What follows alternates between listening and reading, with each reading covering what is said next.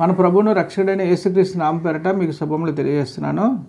ఎఫెసీయులకు రాసిన పత్రిక 2వ అధ్యాయము 13వ వచనం. ఆయనను మునుపు దూరస్తులైన మీరు ఇప్పుడు క్రీస్తు యేసునందు క్రీస్తు రక్తం వలన సమీపస్తులై ఉన్నారు. ఒకప్పుడు మనము మునుపు దూరస్థులంగా ఉన్నాం, దేవుని ఎరగని వారంగా ఉన్నాము.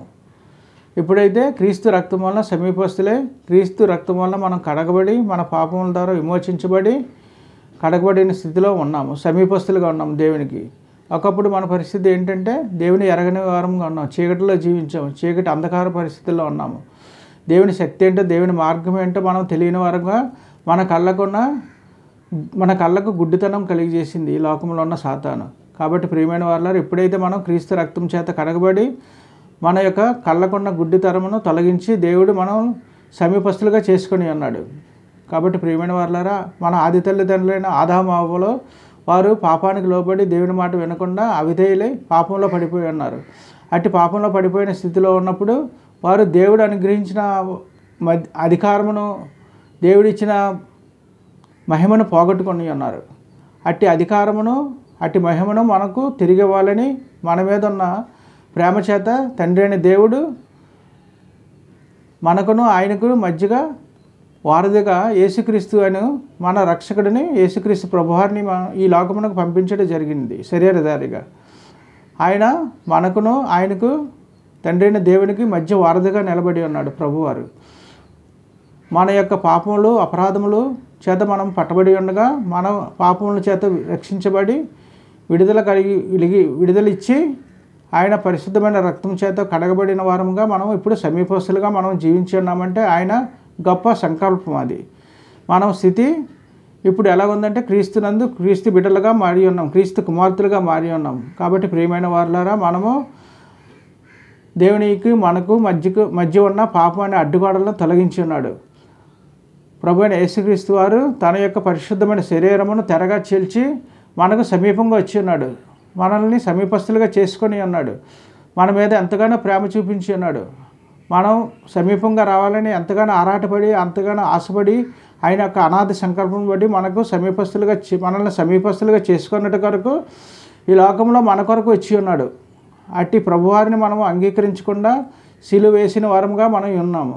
కాబట్టి ప్రియమైన వారులారా, అట్టి సిలువ వేసిన వారముగా మనం మన జీవితాల్లో ఉండకుండా ప్రతిదినం ఆయన సిలువ వేసే పరిస్థితి మనకు రాకుండా మనము ఆయన సిలువని ఎత్తుకొని మనము ఆయన్ని వెంబడించే వారంగా ఉండాలి. మన పరిస్థితులన్నీ కూడా దేవుని చేతికి అప్పగించుకొని దేవుని మార్గంలో దేవునికి సమీపంగా మనం జీవించి ఉండాలి.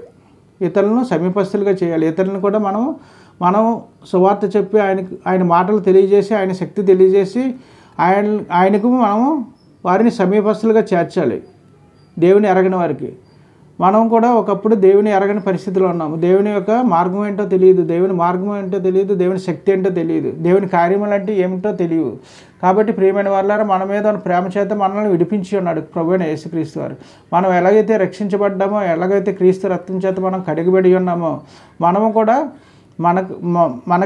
మనకెలాగా రక్షణ వచ్చిందో అలాగే దేవుడంటే ఎరగని వారికి, దేవుడంటే తెలియని వారికి మనము ఆయన మాటలు మనం చెప్పేవారంగా ఉండాలి. చెప్పి వారిని దేవుని యొక్క మార్గంలో నడిపించే వారంగా మనం ఉండాలి. కాబట్టి ప్రియమైన వారులారా, మనము ఇతరులను మనం ప్రేమించి ఇతరులకు మనం దేవుని యొక్క మాటలు చెప్పి దేవుని యొక్క రక్తం విలువేంటో తెలియజేయాలి. ఆయన మన కొరకు ఎందుకు ప్రాణం పెట్టి ఉన్నాడో తెలియచేయాలి. ఆయన మన కొరకు ఎందుకు సిలువ వేయబడ్డాడో అని మనం చెప్పగలిగే స్థితికి మనం కలిగి ఉండాలి. ప్రతి ఒక్కరిని కూడా మనం దేవునికి సమీపస్తులుగా మార్చబడే స్థితిని మనం కలిగి ఉండాలి. మనము సమీపస్తులుగా ఉన్నాం కాబట్టి ప్రతి ఒక్కరు కూడా సమీపస్తులుగా ఉండాలి. సకల జనులు కూడా సువార్త తెలియజేయాలి. మనం అట్టి బాధ్యత మనం కలిగి ఉండాలి. ప్రతి ఒక్కరికి బాధ్యత ఉండాలి, దేవుని మాటలు తెలియజేసే బాధ్యత. మన యొక్క పనుల్లోనూ, మన యొక్క గృహాల్లోనూ, మన పరిపాటుల్లోనూ కూడా ఇతరులకు మనం ఆయన శక్తిని, ఆయన మాటలను తెలియజేసే స్థితి మనం కలిగి ఉండాలి. రోజు మనం చేసుకుంటున్న పనిపాటల్లోనూ, మన యొక్క ఉద్యోగ స్థలంలోనూ ఇతరులు మనం సువార్త చెప్పే స్థితి మనం కలిగి ఉండాలి. ఆయనకు మనం ఎలాగైతే సమీపస్తులుగా ఉన్నామో వారిని కూడా మనం సమీపస్తులుగా చేసేవారముగా మనం ఉండాలి. కాబట్టి ప్రియమైన వారులారా, మన యొక్క పాపమైన అడ్డుగోడలు తొలగించుకొని ఉన్నాం కాబట్టి ఇంకా ఎప్పుడు కూడా మనం అటు పాప పరిస్థితిలో వెళ్లకుండా సమాధానకర్త అయిన దేవుడు మనల్ని తండ్రిని ఏకం చేయడానికి నిరీక్షణ కలిగి ఉన్నాడు. కాబట్టి ప్రియమైన వాళ్ళారా, మనల్ని మనం పరీక్షించుకొని, మన హృదయాలను పరీక్షించుకొని, మన హృదయాల్లో ఏమైనా పాపస్థితి కలిగి ఉంటే ఈ దినమును విడిచిపెట్టుకొని ఆయనకి మనం సమీపస్తులుగా మనం జీవించాలి. అట్టి సమీపస్తులుగా జీవించడానికి పరిశుద్ధాత్మ దేవుడు నీకు నాకును సహాయం చేసి నడిపించి ఆదరించును గాక. ఆమేన్.